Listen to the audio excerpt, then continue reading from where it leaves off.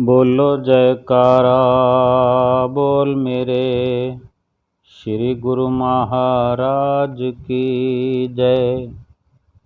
सभी गुरुमुख प्रेमियों से सप्रेम जय सच्चिदानंद। इस संसार के अंदर जितने भी गुरुमुख प्रेमी हैं, आप हम जैसे,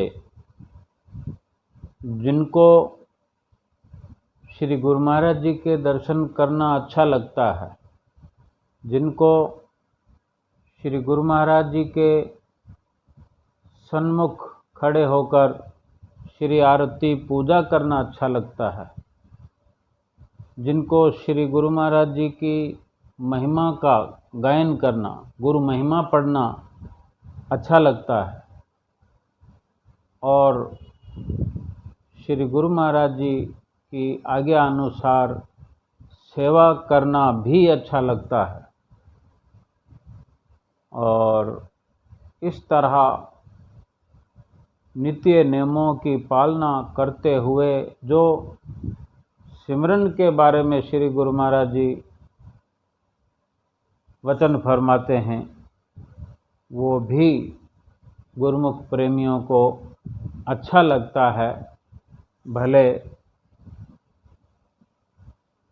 कम या ज़्यादा, लेकिन मन में ये विचार अवश्य रहता है कि मेरे श्री गुरु महाराज जी ने हमें सुमरन करने के लिए जो वचन किए हैं, तो इसमें हमारी भलाई निहित है।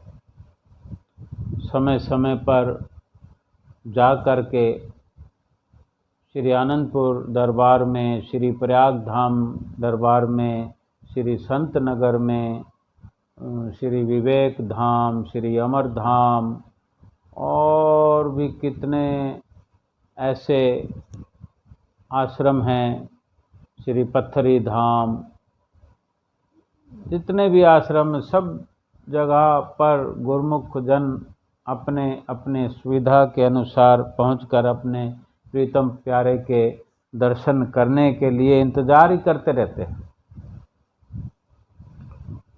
और वहाँ जाने का जब जब समय नहीं होता है, मौका नहीं होता है, अपने घर में रहते हैं, तो आसपास आश्रम पहुँच करके रविवार का सत्संग का प्रोग्राम होता है तब, या कोई और त्यौहार हो, व्यास पूजा हो, दिवाली हो, होली हो, कोई भंडारा हो, कोई लंगर भंडारा हो, तो कुटिया पर भी, आश्रम पर भी जाकर अपना समय दिया करते हैं। अपने गुरुमुख होने का स्वयं हर वक्त ये लाभ उठाते हैं और दूसरों के लिए एक आदर्श बनाते हैं कि गुरुमुख का जो जीवन है वो कैसा होता है, कैसा होना चाहिए। तो कितना अच्छा लगता है गुरुमुखों के रहन सहन को देखकर।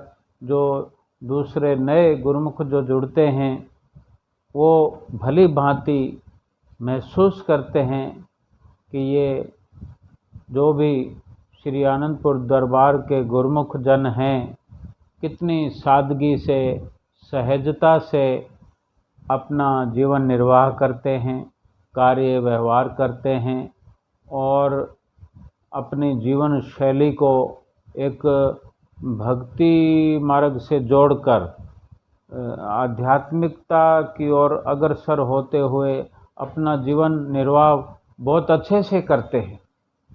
तो नए जो गुरुमुख प्रेमी आते हैं, उनको देखकर, उनके जीवन को, उनके सुखी जीवन को देखकर वो भी मन के अंदर विचार करते हैं कि हमारा भी जीवन ऐसा बने। तो उनको अंदर से जिज्ञासा होती है, उनकी भी इच्छा होती है कि हम भी ऐसे संत सत्पुरुषों का दर्शन करें, उनकी चरण शरण ग्रहण करें। तो वो भी आश्रम पर जाकर, श्री दरबार में जाकर जैसे भी शुरुआत करते हैं तो उनको भी धीरे धीरे वो लाभ प्राप्त होने लगता है। और लाभ प्राप्त तो होना ही है, क्योंकि लाभ उस भक्ति के अंदर, उस सेवा के अंदर, उन नित्य नियमों के अंदर, उस सिमरन के अंदर लाभ तो भरा हुआ ही है। उसी में तो लाभ है। जो सच्चा लाभ है, जो सच्चा सुख है, सच्चा आनंद है, वो सुमरन में है, वो सेवा में है, वो 5 नियमों के अंदर है। श्री आनंदपुर दरबार के जो 5 नियम पंचम पातशाही गुरु महाराज जी ने बनाए, 1 घंटा सुमरन के लिए श्री तीसरी पातशाही गुरु महाराज जी ने जो ये मर्यादा चलाई, परंपरा श्री आनंदपुर दरबार की बनी हुई है, तो सुख ही सुख उसमें भरा हुआ है। और जो प्रयास कर रहे हैं, प्रयास करते हैं, वो भली भांति जानते हैं कि जो श्री गुरु महाराज जी ने समय समय पर वचन फरमाए हैं, फरमा रहे हैं आज भी, तो वो सत्य सत्य अक्षर अक्षर सही है। एक एक शब्द हमारे श्री गुरु महाराज जी के मुखारबिंद से जो हम सुनते हैं, बिल्कुल अक्षर अक्षर सत्य है। और इसी तरह अपने जीवन को भक्ति मार्ग के सांचे में डालते हैं। कोई भी मौका मिलता है, जैसे अभी थोड़े दिन पहले 16 जुलाई को शुभ संक्रांति का दिन था, तो श्री गुरु महाराज जी भी कितनी लीलाएं करते हैं। संक्रांति का शुभ पर्व कितने हर्षोल्लास से मनाया जाता है। हर महीने, चाहे देश में हो, विदेश में हो, शहर में हो, नगर में हो, गांव में हो, घरों में हो, जो कहीं नहीं जा पाते, घर के अंदर भी अपने इष्ट देव सतगुरु के साथ संक्रांति को बड़े अच्छे मन से, अच्छे भावों से, अपने हृदय के उद्गार अपने सतगुरु के प्रति पेश करते हैं। अपने परमहंसों को शुभ संक्रांति की मुबारकबाद देते हैं। मिलने जुलने वालों को भी एक दूसरे से गुरमुख शुभ संक्रांति की मुबारकबाद देते हैं। और मोबाइल के माध्यम से भी सुबह से लेकर ये मैसेज शुरू हो जाते हैं एक दूसरों को मिलना कि आज के शुभ संक्रांति पर्व की लाखों लाख बधाई हो। कितना अच्छा लगता है, कितना मन सुंदर बन जाता है, भाव सुंदर बन जाते हैं। जो श्री गुरु महाराज जी ने अभी थोड़े दिन पहले संक्रांति श्री आनंदपुर धाम में मनाई, तो संक्रांति को सुबह के दर्शन भी विशेष खुला करते हैं। हमेशा की तरह 16 जुलाई को भी 11:30 बजे लगभग श्री दर्शन खुले।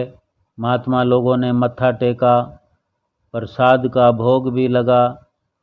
उसके बाद भोग वाले महात्मा जो कि हमेशा मर्यादा के अनुसार श्री गुरु महाराज जी के मस्तक भाल पर केसर का तिलक करते हैं, तो उसी प्रकार तिलक किया गया।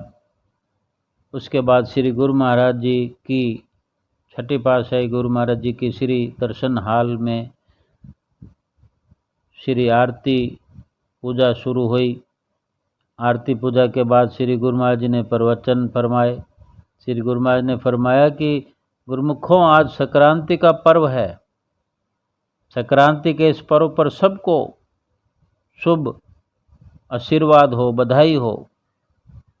और जब श्री गुरु महाराज जी पहला वचन फरमाते हैं तो सब जयकारे बुला देते हैं, पूरा दर्शन हॉल जयकारों से गूंज उठता है। क्या महिमा करें सतगुरुदेव महाराज जी के वचनों की, उनके दर्शन की, उनकी लीलाओं की, हमारे पास शब्द ही नहीं है। फिर उसके बाद श्री गुरु महाराज ने फरमाया कि दीपक गुरु का वचन है, जो लेकर चले जो साथ, जगत अंधेरी कोठरी कबहू न भटके पाथ। इन वचनों को 2 बार फरमाकर बिल्कुल आसान कर दिया, प्रवचनों को पूरा सार बता दिया श्री गुरु महाराज जी ने, कि जो श्री गुरु महाराज जी ने फरमाया कि जो प्रेमी महापुरुषों के वचनों पर चलता है उसकी ज़िंदगी में सदा प्रकाश ही प्रकाश रहता है, वो कभी भटकता नहीं है। क्योंकि जो प्रकाश में, रोशनी में, चांदने में सफ़र करेगा वो भटक नहीं सकता। उसका जो सफ़र है वो बिल्कुल सुखद होता है, उसकी राह आसान होती है।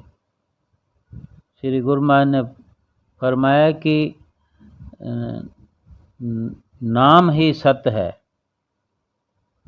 और जो संसार है वो झूठ है। नाम सत्य, जग झूठ है। इस प्रकार के वचनों को फरमाते हुए बिल्कुल आसान श्री गुरु महाराज ने कर दिया कि अगर इस संसार के अंदर कोई सही मायने में प्रकाश करने वाला दीपक है, संसार में कई प्रकार के दीपक और प्रकाश करने वाली लाइटें वगैरह बत्तियां बहुत हैं, लेकिन जो श्री गुरु महाराज जी ने हमें वचन फरमाकर समझाया कि जो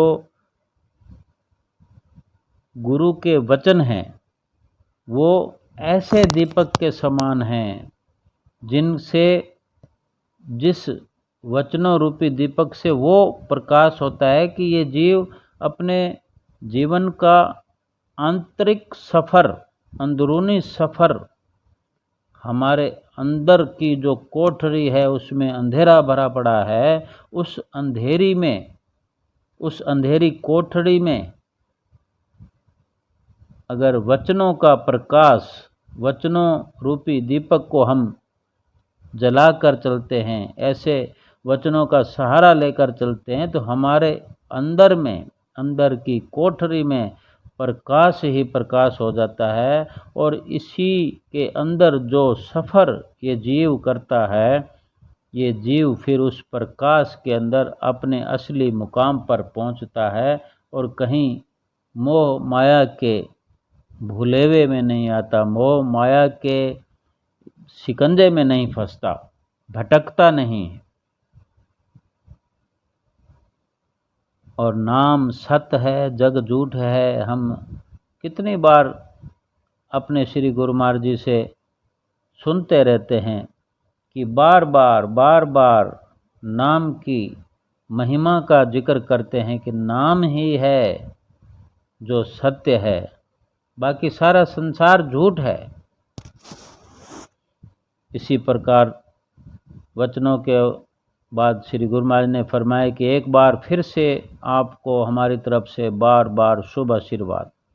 कितना अपने प्रेमियों का ध्यान रखते हैं, उनको खुश करने के लिए कितने सरल वचनों से हमें निहाल करते हैं। फिर आदरणीय महात्मा जी ने सत्संग किया, सत्संग के बाद सबको प्रसाद बटा और प्रसाद में आम और बिस्किट के वो बड़े वाले डिब्बे, हलवे का प्रसाद भी। ऐसा सोचकर भी कैसे गर्मा गर्म हलवा होता है, केवल कहने सुनने से मुंह में पानी आ जाता है।